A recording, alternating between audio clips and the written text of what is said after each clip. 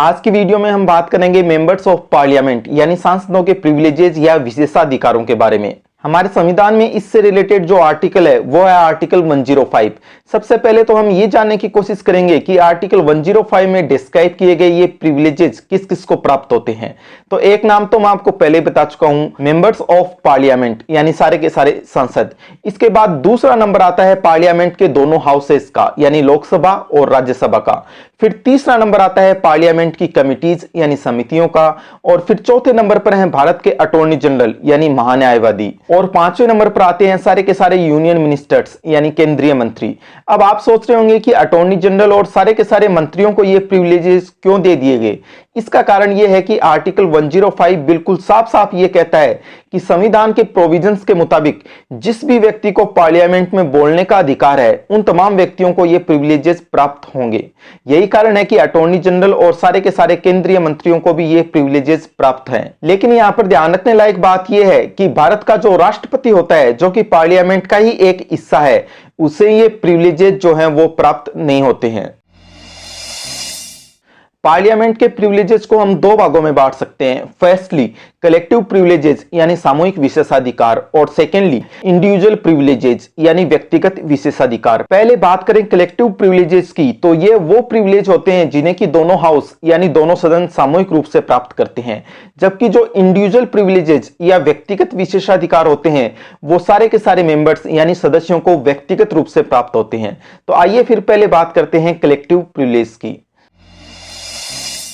Collective privileges में total 8 points हैं और इन 8 में से पहले 3 पॉइंट्स रिलेटेड हैं हाउस की प्रोसीजर यानी सदन की कार्यवाही से, और उसके बाद अगले 3 पॉइंट रिलेटेड हैं कोर्ट यानी न्यायालय से, और फिर अंतिम 2 पॉइंट रिलेटेड हैं अरेस्ट यानी गिरफ्तारी से।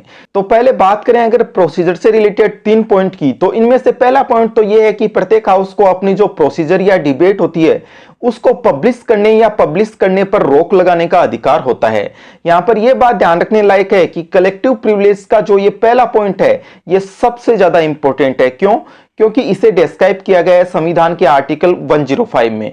इसके बाद दूसरा जो कलेक्टिव प्रिविलेज है वो ये है कि अगर हाउस को कोई इंपॉर्टेंट मैटर डिस्कस करना है तो इनके पास अधिकार है कि वह स्ट्रेंजर्स या आउटसाइडर्स को अपनी मीटिंग से बाहर रख सकते हैं और सीक्रेट मीटिंग्स यानी गुप्त बैठक आयोजित कर सकते हैं। इसके बाद तीसरा कलेक्टिव प्रिविलेज यह है कि प्रत्येक हाउस को अपनी प्रोसीजर को रेगुलेट करने के लिए रूल्स यानी नियम बनाने का अधिकार भी होता है।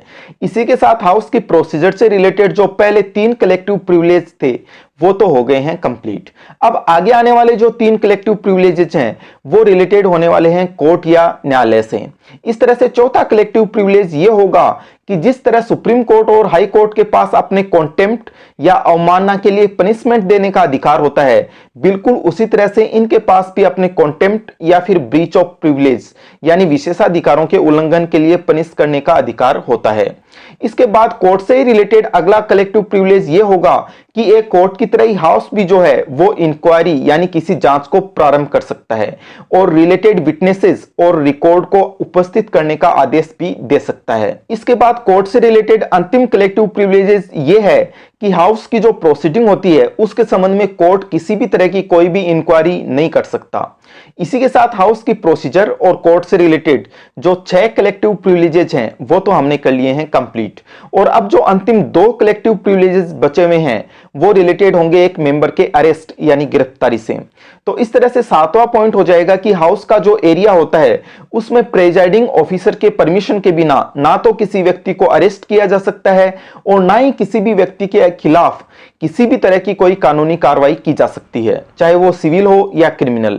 इसके बाद लास्ट कलेक्टिव प्रिविलेज ये है कि हाउस के किसी भी मेंबर को अगर अरेस्ट या रिलीज किया जाता है तो इस संबंध में हाउस को इमीडिएट इंफॉर्मेशन यानी तत्काल सूचना प्राप्त करने का अधिकार है। तो इस तरह से जो 8 तरह के कलेक्टिव प्रिविलेजेस होते हैं वो हमने कर लिए हैं कंप्लीट। और अब बारी है इंडिविजुअल प्रिविलेजेस यानी व्यक्तिगत विशेषाधिकारों की। इंडिविजुअल प्रिविलेजेस के तहत जो टोटल 3 पॉइंट्स हैं, उनमें से पहला पॉइंट तो रिलेटेड होने वाला है हाउस की प्रोसीजर से। कहने का मतलब कि हाउस में एक मेंबर को फ्रीडम ऑफ स्पीच यानी बोलने की स्वतंत्रता का अधिकार मिला हुआ होता है। यानी कि अगर एक मेंबर हाउस में कुछ भी बोलता है या किसी भी साइड में वोट देता है तो उसके बेसिस पर उसको कभी भी किसी कोर्ट की प्रोसीडिंग का सामना नहीं करना पड़ता। लेकिन ये जो फ्रीडम ऑफ स्पीच का अधिकार है, ये कॉन्स्टिट्यूशन के प्रोविजंस और एक हाउस की प्रोसीजर के जो रूल्स या नियम बनाए हुए होते हैं उनके अधीन होता है। तो इस तरह से ये जो पहला इंडिविजुअल प्रिविलेज है, ये सबसे ज्यादा इंपॉर्टेंट है। क्यों? क्योंकि इसे डिस्क्राइब किया गया है हमारे संविधान के आर्टिकल 105 में। इसके बाद दूसरा जो इंडिविजुअल प्रिविलेज है वो रिलेटेड है कोर्ट यानी न्यायालय से। इसके मुताबिक एक मेंबर को ज्यूरी सर्विस यानी न्याय निर्णय सेवा से भी छूट मिलती है। कहने का मतलब कि जिस समय सेशन चल रहा हो उस समय एक मेंबर कोर्ट में एक विटनेस या गवाह के तौर पर उपस्थित होने या फिर कोर्ट में कोई एविडेंस देने से मना कर सकता है। इसके बाद जो तीसरा और अंतिम इंडिविजुअल प्रिविलेज है वो रिलेटेड है एक मेंबर के अरेस्ट यानी गिरफ्तारी से।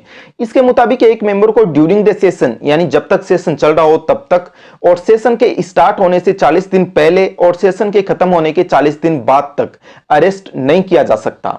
लेकिन अरेस्ट के मामले में ये जो छूट है वो केवल और केवल सिविल मैटर्स यानी नागरिक मामलों में ही अवेलेबल है। ठीक है, इसी के साथ जो 3 तरह के इंडिविजुअल प्रिविलेजेस थे वो भी हो गए हैं कंप्लीट। यहां पर ये बात आप हमेशा ध्यान में रखिए कि हाउस की प्रोसीजर को पब्लिश करने का जो कलेक्टिव प्रिविलेज है और एक मेंबर की फ्रीडम ऑफ स्पीच का जो इंडिविजुअल प्रिविलेज है, ये दोनों प्रिविलेजेस सबसे ज्यादा इंपॉर्टेंट है। क्यों? क्योंकि यही वो 2 प्रिविलेजेस हैं जिन्हें की डिस्क्राइब किया गया है हमारे संविधान के आर्टिकल 105 में।